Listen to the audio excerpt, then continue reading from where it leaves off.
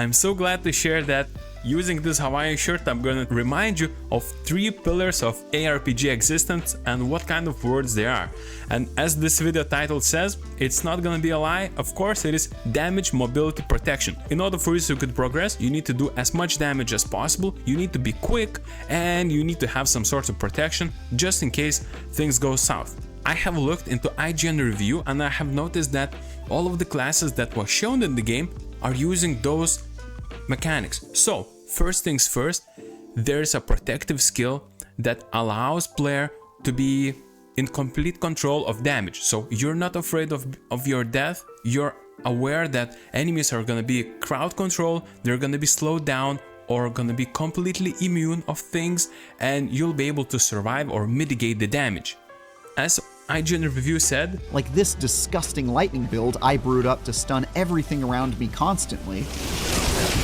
Person was using lightning abilities to shock all enemies around him. What that means is he was using crowd control abilities to stop all of the enemies, all of the attacks, so he could regain life, move and change his situation where he is at, and just move to a safe area so he could safely kill enemies.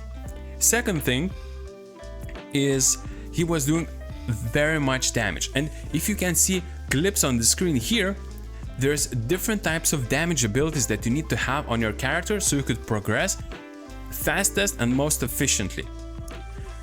Not too sure how to align those words together, but you have to have 2 abilities. I'm not speaking about regeneration abilities to regain your mana, essence, or anything like that. I'm speaking about one ability to kill trash mobs, mobs that are constantly spawning. There's a lot of monsters that needs to be killed quickly, and second ability so that you could kill bosses.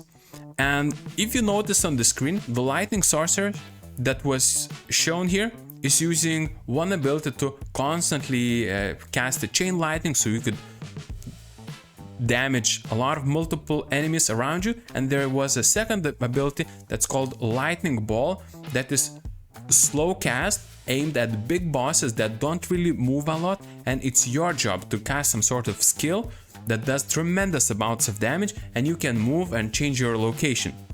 And we have just covered 2 parts of skills, which is damage and protection, but I also mentioned the mobility, and this is where mobility comes in place. Not only that you need mobility skills that helps you travel from place A to place B, and you have like a dodge ability, but it's not enough.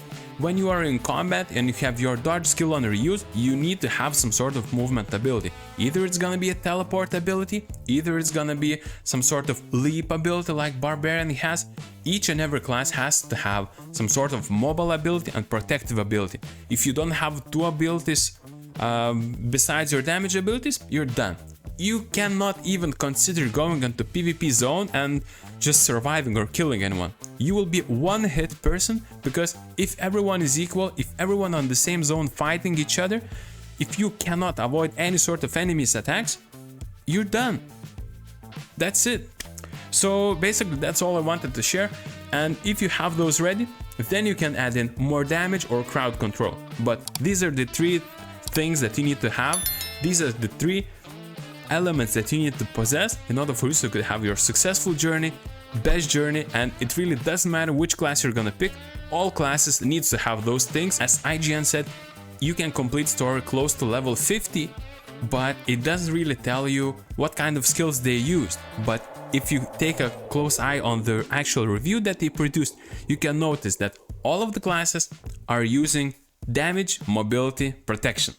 That's it. That's all I'm after in this video. Thank you guys for watching, and see you in the next one.